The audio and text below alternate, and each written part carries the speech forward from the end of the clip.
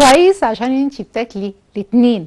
كمان الدراما المصريه خلت الراجل المصري اول ما يعرف ان مراته حامل هو يعمل كل حاجه وهي مفروض ما تتحركش. كلام كتير قوي في موضوع المرأة الحامل والتغذية والحركة وخلافه، ونعرف تفاصيله مع دكتورة رانيا محمد أخصائية التغذية العلاجية. أهلا بيكي دكتورة رانيا، منورانا ومشرفانا. وتاكل عشان هي بتاكل الاثنين؟ لا، المعلومة دي غلط. تاكل بتهيألي كيف أكتر من كم؟ يعني تنتقي النوعيات أكتر من إنها تضاعف كمية؟ لا، هي مش تضاعف الكميه. هو احنا ما قلنا ان هي طبعا بتروح للدكتور النسا بتاعها، بيظبط لها تحاليلها، بيظبط لها الفيتامينز بتاعها، وبعد كده بقى بتيجي لي بقى انا اظبط لها التغذيه. طيب ما قلنا ان انا هعمل لها اظبط لها سعراتها الحراريه، ولو هي اوبيز، لو هي تخينه قوي، انا هديها ماكسيمم من 300 ل 350 سعر زياده للجنين. لو هي حد كويس يعني وزن مثالي او كده، بديها ماكسيمم 500 سعر حراري زياده، انما بقى مش هديها ضعف سعراتها يعني. تمام تمام تمام. يبقى لو هي الوزن زايد الام هنزود على سعراتها الحراريه ماكسيمم من 300 ل 500 سعر حراري. ولو الوزن كويس ماكسيمم 300. لا لو كويس ماكسيمم 500. 500. حسابات معقده. طيب هو مها هتخمنا في الكوبيبه الشامي، فلازم نرجع لمها. يلا يا مها. هنضرب بقى كل مكونات اللحمه اللي احنا قلنا ضربناها وبقت ناعمه، هنضربها، وده بيبقى شكل الخليط معانا. بتبقى عجينه متماسكه مش بتلزق بس احنا بنوص ايدينا زيت خفيف او دي اللي فيها اللحمه؟ فيها اللحمه وفيها البرغل وفيها كل المكونات. امال ايه الطبق التاني ده يا مها؟ دي اللحمه المعصجه اللي احنا هنحشي بيها الكوبيبه نفسها. صح صح صح، نسيتيني يا شيخه. هي بقى الطريقه التشكيل بتاعها، بناخد قطعه بحجم البيضه كده او الكيوي. يعني في الحجم ده تبقى بيضاوي الشكل. تمام. هنبل صباعنا الكبير زيت. اوكي. صباع كبير ونخش كده كأني ماسكه بتنجانيه بالظبط كده. ده فعلا. يا سلام. هو بالمنظر ده كده. نحاول نخليها كده بقى فلفل وبنحشي. اوكي. كأنها كمان بطاطسايه. شفتي كل واحد بيتخيل حلو. يعني انت بتوسعيها كمان؟ احنا عايزين ناخد حشو كتير عشان تبقى فلفلايه بقى. ايه رايك؟ فلفلايه محترمه. ايوه. نحاول نرققها على قد ما نقدر، عشان كل ما بتبقى تخينه بتبقى مش ظريفه يعني. ده حقيقي. ده حقيقي. تبقى بالشكل ده كده.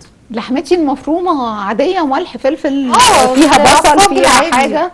البصل هو العصاج العادي بتاعي. اوكي تمام. في ناس بتحط لها مكسرات. ايوه. بتحط لها ايه بقى؟ اللي عندك صنوبر. ايوه. عين جمل.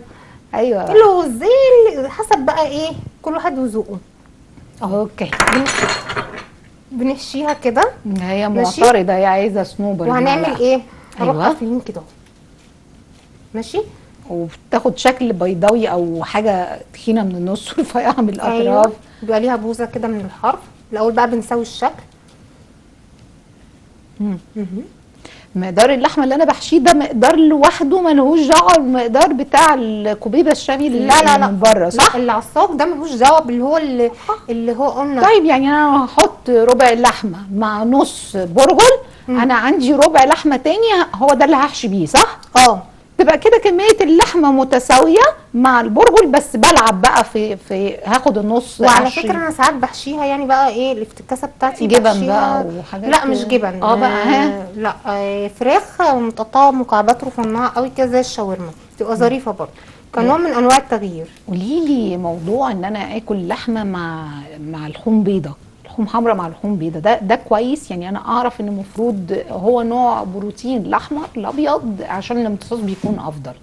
ده خصوصا كمان في اول 3 شهور في الحمل. لكن البني ادم الطبيعي عموما، ده البني ادم الطبيعي بينوع، لازم طبعا ينوع. لا، انا يعني في وجبه واحده. لا ما ينفعش. ما انا بتكلم على الوجبه الواحده، ان انا احشي الكوبيبه دي هي باللحمه واحشيها فراخ. لا هي لحمه يا فراخ. لا لحمه لا فراخ. هي دي بس المعلومه، عشان انا باخد ميكس جريل والكلام ده ما ينفعش. لا طبعا هو نوع من البروتين نحدد، لا طيور لا لحوم يا لحوم يا اسماك. وعدس فول الحاجات دي. يا سلام. مها لا منفصل. منفصل. لا طبعا منفصل. مها انت بعد كده هتعملي ايه؟ بعد كده هي ده بيبقى شكلها اهو، الشكل المتعارف عليه. تمام ماشي. وبعد كده هنقليها. هنستنى الزيت يسخن جامد، ونخلي بالنا لو فيها اي تشققات بنعملها بلطف شويه كده، ليه؟ عشان الزيت. ما تشققش مننا ما وتفتح في تتفتحش الزيت. في الزيت. اوكي، انا بسيبها تريح. لا خالص، انا هقلي دلوقتي عادي على طول. طيب بعد كده في اي بصي، خطوات؟ بنبل ايدينا زيت او ميه ونحاول نساوي الكوبيبه بحيث انها تبقى مالسه خالص وناعمه وما فيهاش اي تشققات. حلو تمام؟ الكلام. هنخلص الكميه كلها وهننزل في زيت غزير سخن جدا، ما نقلبهاش على طول غير لما نلاقي النص اللي تحتاني اللي في الزيت ابتدى اخد اللون. لون. عشان تمام. ما تفتحش مننا. طب ممكن نحطها في الفرن برضو هتبقى هيلثي اكتر. ممكن بس يعني ايه، يعني هو الكوبيبه المتعارف عليها ان هي في الزيت. في الزيت. الشعب المصري. طيب هتقدميها مع ايه دي بتتاكل؟ دي بتبقى كنوع من انواع المقبلات، بتتعمل جنب اكلات تانية. انتوا مش من عارفه الشعب الدكتورة إيه المصري. دي. ليه انا ليا حاسه من البروتين، ليا طبعا حاسه من حاسه من النشويات، حاسه من والتزم الخضار بالحاجات طبعا. دي عشان صحتي. المراه الحامل ما بتاكلش الاتنين. انا بزود على سعراتها مش ازيد من 300 سعر او 500 سعر. بعض الناس وكتير مننا ما بيقدرش على ميزانيه ان هو يروح لدكتور تغذيه علشان يفصل معاه. فهستأذنك حلقتنا النهارده للناس اللي مش هتقدر تروح. ماليش دعوه بقى مش هتقدر تروح عشان ما عندهاش وقت، مش هتقدر تروح عشان هي بتمشي الميزانيه بالعافيه. خلينا نكون صراحه، يعني نقول لها تعمل ايه في بدايه شهور الحمل. قبل شهور الحمل اسمع انه بيفضل ان احنا ناخد حبوب الفوليك اسيد قبليها ب3 شهور عشان العيوب الخلقيه. يعني كلميني تمام. واحده مش هتروح لدكتور تغذيه. من المتعارف اصلا اي ست كده بتحمل وبتروح لدكتور نساء اول حاجه بيمشيها على فوليك اسيد. هو فوليك اسيد عندي مهم جدا، بيدخل في تكوين الكرات الدم الحمراء وبيمنع طبعا تشوهات الجنين، فده بيبقى حاجه مهمه جدا طبعا في البدايه. تمام. وقد يكون قبل الحمل او قبل جوازها وفرحها ب3 ده شهور. لو هي راحت بقى لدكتور معين والتزمت. يعني احنا بنتكلم دلوقتي لو حد مش قادر يروح. اوكي تمام. خلاص بقى يعني عرفت خلاص ان هي حامل. تمام. فممكن برضو ممكن ما تاخدوش اقراص. ايوه، نبدا بقى ناكل بقدونس وخس وايه بقى. الفوليك اسيد عندي موجود في في جميع الاوراق الخضراء كلها. الخضروات باكملها، الخس، الجرجير، البروكلي حلو جدا، البقدونس. والحاجات النباتيه امتصاصها بيبقى قوي زي التابلت او اللي انا هاخده مكمل غذائي بيبقى قوي. طب هتاخد حصه في اليوم قد ايه من الخس والحاجات دي؟ بصي، هو المفروض هي لو راحت للدكتور بيكتب لها على التابلت، هي الكبسوله بتكون 500. ايوه. هي المفروض بتاخد ماكسيموم في اليوم 650 مللي جرام. يبقى ال 500 كبسوله، ال 150 وال 150 هتاخدهم بقى عن طريق الاكل. يعني كون المكمل الغذائي ده ضروري. معلش هتستحمله قد ايه؟ اول 3 شهور. اول 3 شهور وقلنا البنات اللي ناويه على جواز قبل الجواز ب3 شهور. تمام، يبقى كده 6 شهور صافي. بالظبط. بعد ال3 شهور هي مش هتستفيد من الاقراص. لا خلاص بقى هتبتدي برضه بتبدا بقى فيتامينز جديد. طيب هتفضل مستمره في الفوليك اسيد مركزه في الخس والجرجير والبقدونس والورقيات، ولا لا خلاص كده بقى هخش على مرحله ثانيه؟ بتدخلي بقى على مرحله ثانيه. طيب في المرحله الاولى برضه فوليك اسيد وايه تاني يكون معايا؟ في عندي فيتامينز مهم جدا اسمه كولين. الكولين ايه حكايته؟ انا بقرا عنه بتسمعيه كتير. ده بيدخل عندي في نمو الاعصاب للجنين والنخاع الشوكي. موجود في ايه؟ في اكلات ايه؟ موجود عندي في الكبده، موجود عندي في المشروم. مرتبط بفيتامين بي؟ هو في تلازم كده بالظبط كده. هو عنصر منه. كده تمام. اوكي. هو عنصر من فيتامين بي فعلا. موجود. يبقى كبده. الكبده عندي، المشروم موجود عندي في فول الصويا. موجود عندي في الافوكادو. موجود عندي، انا قلت الكبده صح؟ موجود في الكبده طبعا. ده اول عنصر عندي. طبعا بيبقى موجود فيه. موجود في الفاصوليا، الفاصوليا البيضاء والحاجات دي. تمام. موجود في الفاصوليا.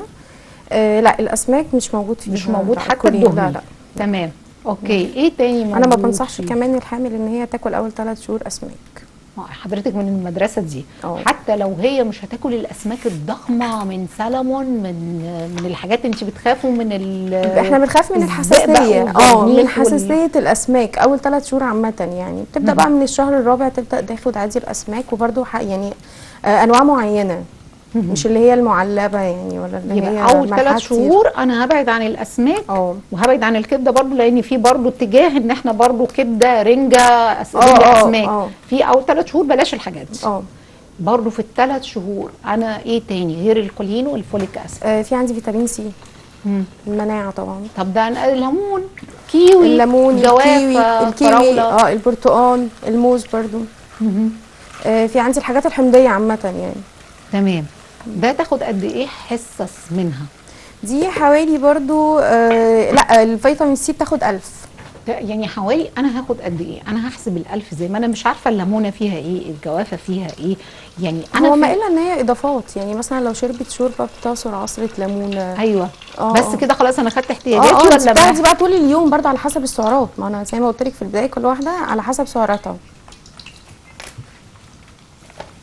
كملي. كل واحده على حسب سعراتها، يعني هي على حسب برضو وزنها ما هتجيبي ايوه، قد ما ايه. هو عصره الليمون مش سعرات. ماشي، ما في واحده برضو انا بطلب منها في البدايه تحاليل، بعرف برضو نسبه الفيتامين سي عندها قليل ولا كتير. فيتامين سي في اه تحاليل زي فيتامين جي وخلافه. تمام. فيتامين سي مهم بقى طول الحمل مش مهم طول. عشان المناعه. طيب الانسان الطبيعي بيحتاج فيتامين سي كام؟ الحامل 1000 الطبيعي. برضو زيه برضو الطبيعي. يعني فيتامين سي مهم لينا مهم لينا عموماً. احنا كطبيعي، ومهم برضو للام وللجنين. وتاخده من صوره الطبيعيه ده الافضل. في ال3 شهور الاولى برضو حضرتك بتنصحي بايه؟ بنصح بشرب الميه جدا من 8 ل 10 اكواب. مهم جدا مهم طبعا. جدا جدا جدا. بنصح برضو يعني الست الحامل عامه اول ما تعرف ان هي حامل خلاص بدات تصلي وهي قاعده. خلاص انا حامل، لا انا هقعد والاكل يجي لي لحد عندي. ده المية صح يجيلي ولا لحد- غلط؟ لا لا غلط طبعا. اتعاملي عادي جدا طبيعي، بس ممنوع ان انت تنطي، ممنوع تشيلي اوزان. ممنوع مثلا في ناس بتلعب ملاكمه. اللي هي طول فتره الحمل مش ال3 شهور الاولى. اه وفي برضو دكاتره بيطلبوا في ال3 شهور الاولى عشان الحمل يثبت وخلافه بيطلبوا الراحه والحاجات دي. يبقى برضو تمام. ده دكتور كل النساء واحده هيوجه في ده. كل واحده على حسب حالتها، ومع الدكتور النساء بتاعها هو برضو هيبقى ادرى اكتر بحالتها الصحيه. في ال3 شهور الاولى تقدر لو بتمشي تمشي تتمشى تستمر. عادي. لو بتعوم لا بنقلل شويه العوم وبنخليه مثلا عادي الشهر الرابع ما عنديش مشكله، اللي هو تبدأ. اول 3 شهور هو ده اللي بيبقى عليها الخوف بس منه. انما انا بقول المشي عادي. المشي دي هو حتى لو العوم ما فيهوش مشكله، نزول المايه نفسه ممكن بالظبط بيبقى فيه كده. كوارث طبعا حواليه يعني والطلوع واحنا منه. كمان يعني التغذيه عندنا اساسا يعني في الشعب المصري يعني يعني بنميل للحاجات الطعمه مش الحاجات بالظبط، المفيده، مش الحاجات الهيلسي اللي هي تفيدنا يعني حتى طول فتره الحمل. حلو جدا. قولي لي بقى، احنا منعناها من الاسماك اول 3 شهور ومنعناها من الكبده اول 3 شهور، هنمنعها من حاجه تانية؟ هنمنعها من اللحوم. اللحوم الحمراء؟ لا البيضه اول 3 شهور هتبدا تاخدها. الفراخ. طيب لان هي بتبقى حاليا مش مصدرها كويس. انا طب ممكن تاكل او كبده الفراخ. ممكن تاكل في اللحوم البيضة تروح للارانب؟ هتسمحي لها؟ عندي عادي. ممكن تسمحي لها دلوقتي في الاسواق المصريه موجود رومي باسعار معقوله، طبعا مش بتاخدي تديكي الرومي كله، دي بتاخد جزء طبعا ممكن تسمحي لها. لكن الفراخ لا. دي عشان بس داخلها هرمونات بقى دلوقتي يعني مش مصدرها كويس يعني. يبقى انا عندي ولو جابت وخلاص مره في ال3 شهور كده اقول لها نبعد عن الاجنحه، نبعد عن الكبده، عن الجلد كمان. اتفضلي قولي. هنبعد طبعا عن الجلد والاجنحه. هي احنا ممكن ناخد حته من يعني الورك. بصي الصدر افضلهم، اقلهم كمان في السعرات وفي نفس الوقت مفيد يعني. واخفهم. تمام. يعني لو يعني خلاص بقى خديها شاورما، خدي صدر. اعمليها انت بقى بكذا طريقه بتاعتك بقى. تمام. ويفضل لا هتمنعيها من ايه تاني؟ همنعها برضو من الكافيين. طب يعني هي الدراسات قالوا اللي ازيد من 5 بيبقى فيه مشكله، هي بس هتتناقش معاكم في كوبايه واحده شاي ولا حتى كوبايه قهوه. لا 1 لا علشان دي اكسبشن خالص. عشان البيبي بيبقى ذكي ومصحصح وناصح. اول حاجه الكافيين ده بيعمل على طول، بيدخل على طول على المخ والاعصاب. ايوه بيبقى صح عن طريق طبعا مشيمه الام. بيدخل على طول على اعصاب ومخ البيبي. طيب على طول هيديله دي ماده منبهه. فعلى طول هتبقى منبهه البيبي وهتلعب على اعصابه. وفي نفس الوقت الكافيين ده عندي بيعمل اجهاض بسبب ان هو بيعمل انقباضات كمان في الرحم زي القرفه. بالظبط. فانا هقول لها قرفه ممنوع. هي اول اساسا اول وشاي 3 الأخضر. شهور، ما أنا كنت لسه اقول اول 3 شهور اساسا ها. احنا كمان بنمنعها من المشروبات السخنه، وكمان اللي فيها اعشاب زي ما الكافيين عندي بيعمل منبه للبيبي، ما هو الحاجات دي برضو فيها مهدئات فبتعمل استرخاء للبيبي. فتروحي مثلا تالت شهر او رابع شهر انا عايزه اسمع بقى رايحه، انا طول الاول 3 شهور مقضيها اعشاب ورايحه عشان اسمع نبض البيبي. طب ما فيش نبض، طب ما انت اللي انت عاملاه فيه ال3 شهور. قولي لي ان ال3 شهور الاولى بيبقى وحم والدنيا مش مظبوطه، فيقال ان الجنزبيل من الحاجات اللطيفه انها تضاف ليها. فانت بتقولي لا مش هتقدر في هذه التقلبات اللي جوه تاخد ينسون، تاخد بابونج، تاخد الحاجات مش لا مش هتاخد دوت، بس انا عندي حاجه اتفضلي. بديها اكسبشن كده، هتاخد الجنزبيل البارد مش الحار. يعني ايه؟ يعني مش السخن. ماشي اوكي. هتاخده هتنقعه من بالليل في ميه بارده. في ميه بارده البارد. تتخيلي اي حاجه بتتنقع في ميه بارده بحس ان هي بتبقى مكثفه اكتر. لا. ورق الجواف هي اي حاجه بيبقى وفايدته كمان بتبقى احسن. هي هتنقعه من بالليل وهتصحى الصبح هتشرب منه عادي. انا ده عندي فايدته كمان عادي، نص يعني معلقة ولا قد ممكن نص لتر، ربع لتر، ازازه صغيره مفيش مشكله تحط عليها قد ايه؟ نص معلقه، معلقه تاخد نص معلقه. نص معلقه مبشور اللي هو المجفف او الفريش عادي. الفريش ده عندي بيقلل من الاحساس بالترجيع. تمام طبعا ومش هيأثر على انقباضات لا لا لا, لا. البارد لا. تمام. الشاي الاخضر برضو من الحاجات اللي احنا بنقول لا عشان كافيينه عالي ولا عشان خاطر ايه؟ لا الشاي الاخضر مش كافيينه عادي، هو مجرد اعشاب بتعمل استرخاء للبيبي من ضمن الاعشاب برضو اللي هو اليانسون والنعناع والمشروبات. طب اسقيها ايه؟ اسقيها لبن؟ طبعا منتجات الالبان كلها. قولي لي بقى ازود اللبن قد ايه معاها؟ بصي لو ما اخدتش فيتامين لو ما اخدتش مكمل هتاخد عادي عندي لتر في اليوم، ما عنديش اي مشكله. لتر؟ ما عنديش للمرأة الحامل. لتر منزوع الدسم، وسط الدسم، براحتها برضه. دي بحددها لها برضه على حسب سعراتها. طيب هاخد اللتر ده في صورة زبادي. ما عنديش مشكله. في صورة لبن رايب. في صورة هاخد منه جزء جبنه. هتحط اللبن في عصاير برضه ما عنديش مشكله. بس في ناس بيجي لهم قرفه من منتجات الالبان طبعا، فانا بقول لهم مفيش مشكله خديهم في العصاير. طيب قولي لي هتاخد مكمل في حاله وجود المكمل، طبعا في حاله ان الدكتور شاف كده هنزل باللتر ده لقد ايه؟ هنزل باللتر ده على حسب برضه احتياجها، على حسب هي جايه لي ناقصه في فيتامين ايه مثلا معين. طيب الفيتامين ده هي محتاجه منه قد ايه في اليوم؟ ببدا اشوف برضه التابلت اللي هي بتاخده دوت بتاخد منه قد ايه. طيب ابدا ان انا اشوف بقى احتياجاتها بقى ناقصها ايه، ابدا ان انا اكملها لها بقى. عظيم. يبقى انا عندي كده ده موجود معانا. ايه تاني غير الكالسيوم؟ الحديد اخباره ايه؟ الحديد طبعا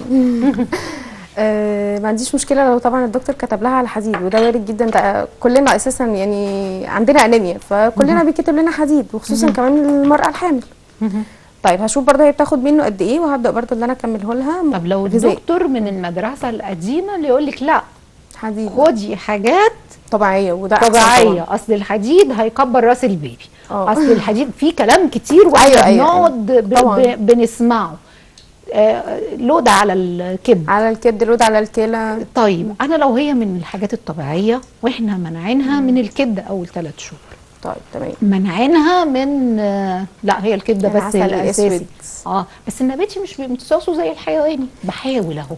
ماشي انا معاكي. ما انت اساسا عشان تاخدي حاجه فيها حديد لازم تاخدي معاها فيتامين سي. فيتامين سي دي معروفه، يعني اخدتي حاجه فيها ايرون هتاخدي وراها على طول. ان انا لو اخدت العسل بعصره ليمون ده يعادل اللحمه؟ يعادل الكبده بقى. الكبده اللي هو اعلى حاجه في الحديد. مش حكايه يعادل، انت برضو هتشوفي الكميه اللي هتاخديها قد ايه من العسل. طب تاخد حوالي قد ايه؟ ما انا قلت لك على حسب احتياجاتها. الانسان الطبيعي هو الوزن الطبيعي بياخد معلقه على الريق، حابب بقى يضيف معلقه العسل الاسود مثلا في اكله ما عنديش مشكله. معلقه اللي هي معلقه اكل ولا معلقه الشاي؟ لا معلقه اكل، معلقه كبيرة. اكل بعصره ليمون. في ناس تحب العسل او الحاجه المسكره عكس الناس تاخدها بالليل. اوكي. بالنسبه للمراه الحامل او لاي حد ان هي تبقى اخدها قبل ما انام مثلا. قبل ما انام بساعه او حاجه. ما عنديش مشكله، يعني المفروض مثلا قبل ما تنام بساعتين.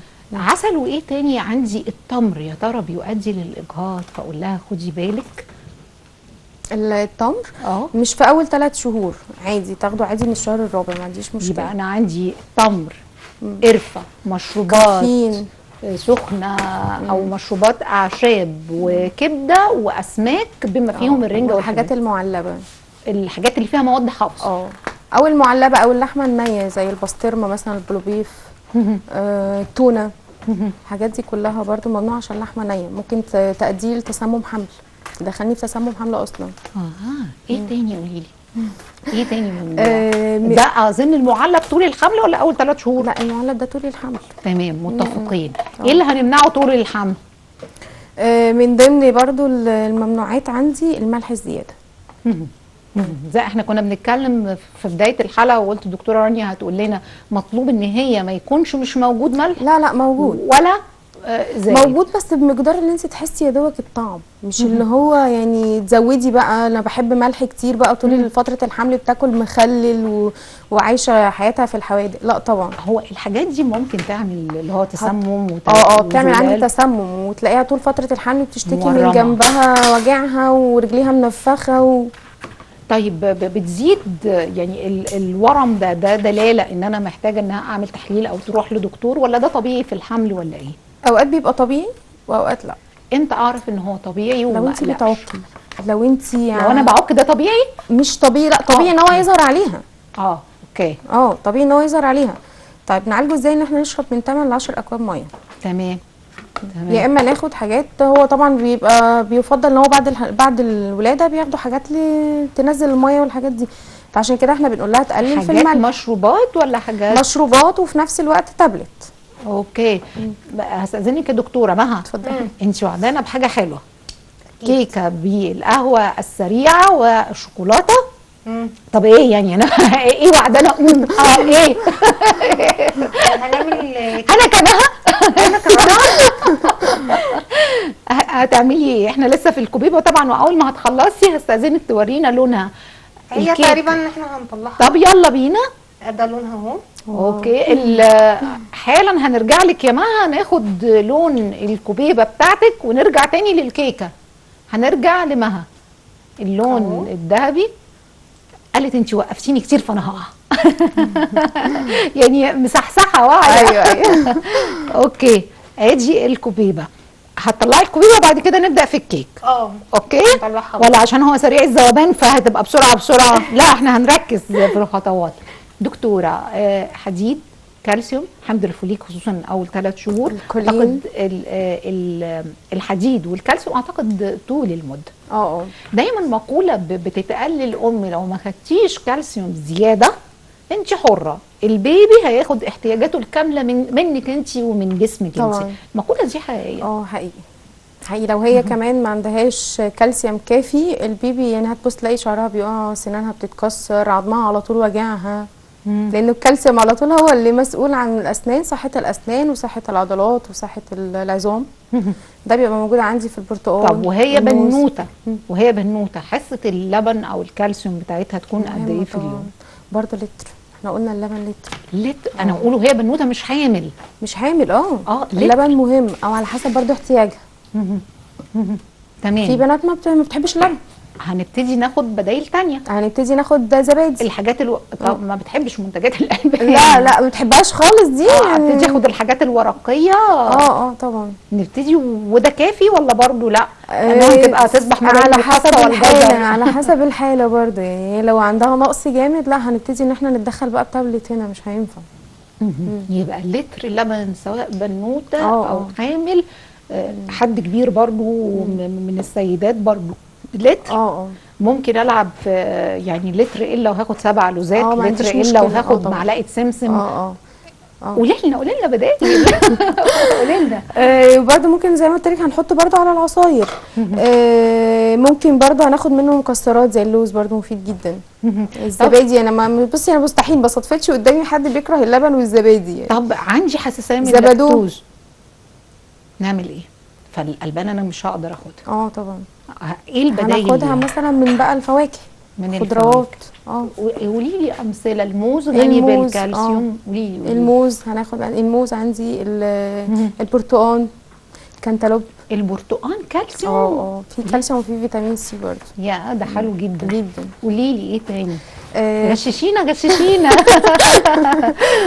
يعني بدايل اللي ما بيحبوش اللبن وعايزين يطلعوا كده يطلعوا يفلتوا. لا برضه مفيش، ما دام مفيش تحسس هناخد اللتر لبن لتر لبن. في الحقيقه كلام دكتوره رانيا من دكاتره كتير بره يعني بيقولوا نفس الكلام، بيقولوا لينا لازم حصه الزبادي دي لو انت ما بتحبش لبن في الثلاث وجبات وفي النص خد زبادي. مهم جدا جدا للمراه زي الرجل ولا المراه اكتر؟ المرأة اكتر طبعا. دي الحاجه الوحيده اللي احنا فيها اكتر. احنا كل حاجه اكتر. يعني ده في الالبان انا هقول اكتر. الست بتحمل وبتولد وترضع طيب وكل حاجه. معلش الرجاله ياخدوا قد ايه لبن؟ معلش ما عنديش مشكله نص لتر يعني. لان هم انا موافقه. يا ترى انا كمان عندي المراه اللي بترضع، انا بقول لها بعد كل رضاعه كوبايه لبن. بعد كل رضاعه كوبايه لبن. ده محسوب من اللتر طبعا. لا عديتي اللتر انا ما عنديش مشكله. طب هو مش اللبن الكتير ده ممكن ياثر على كلها على حاجه تانية؟ لا خالص. ما خافش على الموضوع ده؟ لا ما تخافيش، ده هي كمان يعني بيطور عندي من عمليه اللاكتيشن، الرضاعه عندي بيزود عندي هرمون اللبن. طب انا اللي بترضع بقى اقول لها خديها بحلبه. ما عنديش مشكله علشان في ناس كده يعني اللي هم ما بيحبوش الالبان بيخترعوا كده افتكاسات حلوه يعني. طيب قولي لي بقى، انا المفروض الحامل تاكل كام وجبه في اليوم؟ الحامل زيها زي الطبيعي هتاكل 3 رئيسيين. 3 رئيسيين و2 سناكس. السناكس بتاعها بيبقى عباره عن ايه؟ فواكه. بيستحسن بعد الوجبه الرئيسيه ب3 ساعات عشان ما تتخمرش في المعده. اوكي. مكسرات؟ نعم طبعا المكسرات. برضو بمنعها برضو عن الحلويات. منع تام. كل الحلويات الشرقي ايه طبعا بمنعها عن الشرقي، وخصوصا كمان لو هي جايه لي وبيز يعني سمينه قوي وزنها زايد. احنا بنخاف من المراه اللي وزنها زايد من ان يحصل سكر حمل، ضغط، يحصل تسمم. الطفل نفسه بيبقى بتعمل له مشاكل، هو الطفل نفسه. كلميني بقى بما ان احنا قررنا كتير ان السيده الحامل اللي وزنها كتير ده مش كويس. كلميني. بديها برضو عنصر معدن البوتاسيوم حلو جدا، بيمنع عندي الضغط العالي او الضغط اثناء الحمل. البوتاسيوم ما انا هاخده من موز، هاخده من مشمش، هاخده من مشمش والبرتقال برضو فيه. تمام ده كده اوكي، مش هاخده صناعي على حسب برضو التحاليل بتاعتها. طيب تمام كملي. اللي وزنها زايد هتعمل ايه عشان تعدي المرحله دي؟ والمراه الحامل فعلا بتزيد من 12 ل 15 كيلو. بتزيد من 11 ل 15 كيلو. اكتر من كده انت سمنه يعني، انت كده انت بس ده برضو وزن. ما هو كل ده بيبقى المشيمه بقى والميه اللي حوالين يعني البيبي وزن البيبي. لا مش وزنها هي، ما هي زادت بقى عن 15 يبقى هي تعرف ان هي بقى ويت جين بتزيد. انا كنت بحسب هتقولي 9 كيلو ماكسيموم. لا انا من 11 ل 15. انتوا بحبحتوها شويه. لا في بحبحه يعني. انا كنت قبل كده ماكسيموم 9 كيلو ازيد من لا ماكسيموم. بتزيدهم ازاي؟ كل شهر المفروض لما بتقف على الميزان بتزيد قد ايه؟ بصي هو اول زياده خالص بتحصل في اول 3 شهور، وفي ناس بيجي معاها العكس. بالترجيع بقى، انا مقروفه اكل كذا، انا مقروفه. أيوه. طب اللي في البدايه خالص اللي هي بتنزلهم بترجع اخر شهور بتطلعهم بالتدريج. في ناس مثلا اول شهر مثلا 3 كيلو على حسب برضو وزن البيبي وعلى حسب الميه اللي حواليه. في ناس اللي هي برضو بتبتدي بقى الموضوع، لا انا نفسي في كل حاجه، انا مش جايه لي قرفه، دي بتاكل ومن اول شهر بتزيد يعني. طب انت منعتي من الحلويات؟ منعت كمان الشوكولاته. انا كنت لسه هقول عشان كافيين ولا عشان حلويات ولا عشان ايه؟ ليه كده؟ الشوكولاته بتدي برضو احساس كده يعني، احنا كطبيعيين برضو تدينا استرخاء كده برضو شويه هدوء. مبسوطين يا دكتوره. بنبقى مبسوطين. طيب ما انت كل ده بتدخل للبيبي. والشوكولاته فيها جزء كافيين بيصحصحنا شويه. طبعا. طيب ايه؟ على حسب دي الشوكولاته الدارك. ما هي هتاخدها دارك ماشي، ما هي لو اخدتها دارك ما كل ده داخل للبيبي. هيلعب كل ده عندي على الجهاز العصبي بتاعه. مضادات اكسده. لا ده عشان خاطر البيبي. عشان البيبي ده البيبي. لا نجيب بقى طبق الشوكولاته كده قدامها ولا كل كام ساعه هديلها اكسبشن كده طول فتره الحمل مره مره، يعني مرة. اطمن يعني الدكتور يعني مرة يطمن في على اليوم؟ الجنين. لا مش مره في اليوم، ده أمال؟ مره من نفسها كده 9 شهور. مره من 9 شهور. يا خبر يا خبر. طيب ايه تاني من كل الحلويات ممنوعه؟ طب ما هي انت منعتيها تشرب عصاير، إحساس العصاير من السعادة غير ده. سكر؟ لا العصاير طبعا بعسل. هتشرب عندي بعسل ابيض. طب لحد الاقصى دي معالق العسل العسل كام؟ 3 معالق. زينا يعني يعني احنا 3 معالق عسل ابيض عادي ومعلقتين سكر. البنات او المراه 3 ليهم عسل، 3 عسل. الرجاله 2 الحمد لله. احنا اعلى منهم في كل حاجه. لا مش في كل، والله ما انتوا بتقللوا اللحمه وبتقللوا معلش بس النشويات نديها في الاخر والا ما بياخدوا كناش براءة بيتنا. يعني. طيب قولي لي بتمنعيها من ايه تاني؟ عبال ما تفكري مها الكيكه يا مها الحامل مش هتدوقها ولا هتشوفها. خلاص بقى. معانا الكيكه النهارده بتبقى عباره عن كوبايتين دقيق. تمام. معانا ربع كوبايه، لا معانا كوبايه ونص دقيق، نص كوبايه نشا، نص كوبايه كاكاو. اوكي تمام. تمام. النشا ايه دوره؟ النشا بيديها مقادير طبعا منزله لها فريق راجع على الشاشه، اتفضلي يا مها. النشا بيديها هشاشان وبيديها كده المسام بتاعتها تبقاش بتبقى مفتحه كده وبتبقى بتدي تست احلى. يا هشه. هشه جدا. ايوه يس اي نو انا فاهمه. وحطيت معاها معلقه قهوه سريعه الذوبان برضو مع الكاكاو. هي طريقه سهله جدا. احنا كل اللي اتفضلي. هنعمله في الخلاط مضرب ايا كان اللي موجود عندك 4 بيضات، معانا اللبن، الزيت، كل والسكر. هنضرب كل ده مع بعضه لحد ما يبقى خليط متجانس. في بوله تانية هنحط الدقيق والكاكاو والنشا والبيكنج باودر مع بعض، وبعدين ننزل بالخليط ونقلب بالسباتولا كده من فوق لتحت بالراحه عشان الهواء ما يخرجش بره. بس تمام. لحد ما كله يتجانس مع بعضه بندخله الفرن وبنسويها زي طريقه الكيك العاديه اللي احنا متعودين عليها. الفرن سخن ولما اشم الريحه ابتدي افتح عليها وكده. بالظبط. في اللي هو بقى جناش الشوكولاته. انا حسيت.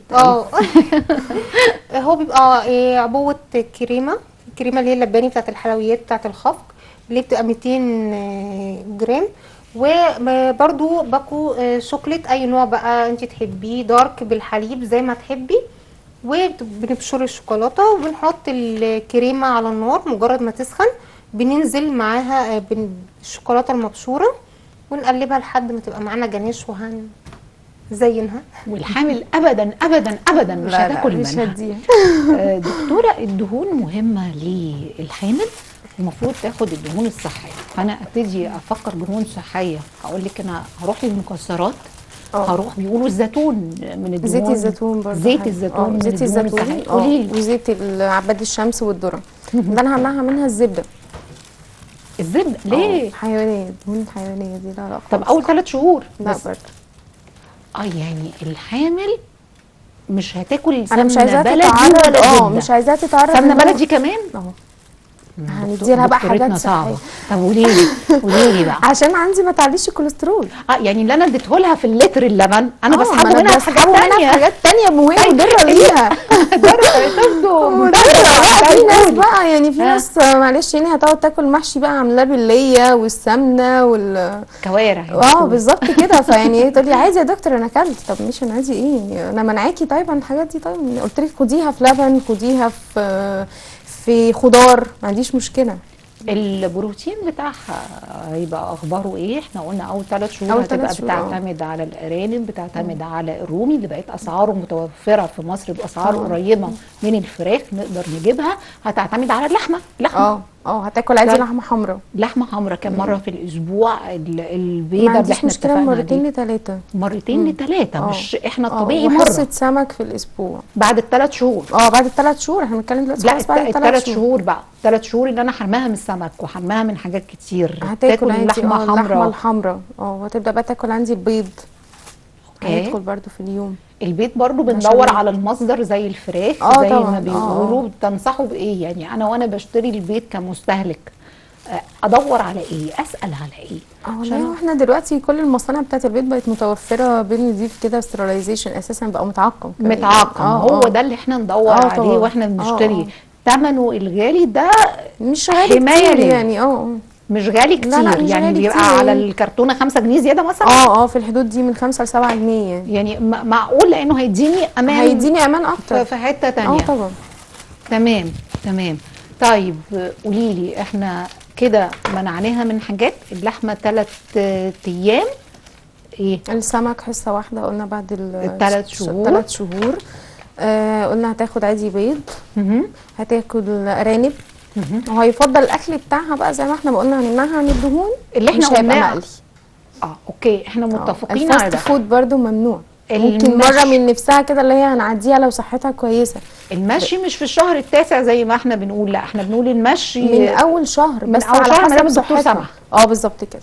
طيب نصيحه اخيره. نصيحه اخيره. ايوه. والله كل دي نصايح يعني. لا عموما نقول لها خدي بالك، ما احنا ممكن ننسى نشرب الميه، خلينا نقول لا، نكسل هي نشرب الميه، فنقول لها ازازه الميه تبقى معاكي. طبعا ازازه الميه. المشي رياضي، ما تشيليش يعني حاجات بقى ما اللي لازم تشيليش تعملها. اوزان كتيره، ما تخليش مثلا يعني تتفادى بقى مثلا اي صدمات ناحيه البطن عامه يعني. اوكي. مها يا مها، قدمي لي اكلك يا مها. احنا عملنا النهارده كباب حله. شوفوا مها واقفه فين وبتعمل ايه. يا سيدي يا سيدي، دي تورته عيد ميلاد. عيد ميلادك في شهر 6 يا مها. كل سنه وانت طيبه، كل سنه وانت طيبه. كل سنه وانت طيبه انت كمان، انت بعديه على طول. وانا طيبه، انا شهر 7. دي تورته عيد ميلاد حلوه قوي. مش هديها برضو للحامل مهما زينتيها يعني. ايوه مش هنديها. لو غيرتي برضو مش هديها. بالظبط كده. قدمي اكلك يا مها. عملنا الكباب حله بالكفته. بالكفته والبطاطس. ايوه كفته رز. وعملنا طبعا رز، طبعا جنبيها رز بالشعريه. تمام. وعملنا الكوبيبه. تمام. وعملنا كيكه النسكافيه بجناش الشوكولاته. شكل الاكل والحاجات حلوه، والكفته الرز حبيبتنا دكتوره رانيا محمد، اخصائيه التغذيه العلاجيه. نورتينا وشرفتينا دكتوره رانيا. شكرا لحضرتك. ويا مها يا مها، شكرا ليكي على الحاجات الحلوه قوي دي جدا خالص. شكرا ليكي. بالتاكيد مشاهدينا بشكركم على حسن المتابعه. يوم الاثنين الجاي يتجدد لقاء جديد من برنامجنا، حتى ذلك الحين اترككم في رعايه الله وامنه.